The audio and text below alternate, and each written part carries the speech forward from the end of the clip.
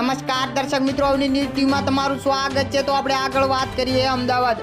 આજ સવારથી ગુજરાતમાં ભારે વરસાદી માહોલ જોવા મળી રહ્યો છે। ઘણા વિસ્તારોમાં મેઘરાજા ધીમે ધીમે વરસી રહ્યા છે। તો દિલ્હીની વાત કરીએ, દિલ્હીમાં તો જાણે આગ ફાટી હોય તેવી પરિસ્થિતિ જોવા મળી રહી છે। જ્યાં મિત્રો આવામાં આજે ગુરુવારે 10 વાગે હવામાન વિભાગની આગાહી સામે આવી છે, જેમાં ગુજરાતમાં સાર્વત્રિક વરસાદ સંભાવના વ્યક્ત કરી છે।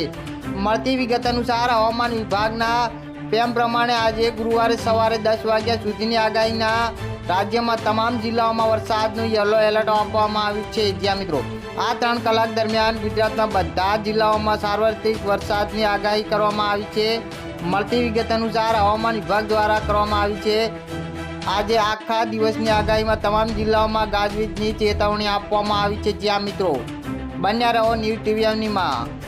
વરસાદ પડી શકે છે અને 40 કિમીની ઝડપે પવન ફૂંકાઈ શકે છે। જ્યાં મિત્રો હાલ ગુજરાત પર વરસાદની 2 સિસ્ટમ સક્રિય છે, જેના કારણે રાજ્યના અનેક વિસ્તારોમાં ભારેથી અતિ ભારે વરસાદ પડી શકે છે। આ સાથે જ ગુજરાતમાં 2 દિવસ માટે ગાજવીજની વોર્નિંગ આપવામાં આવી છે અને આગામી 5 દિવસ માટે માછીમારો માટે ચેતવણી પણ જાહેર કરવામાં આવી છે। જ્યાં મિત્રો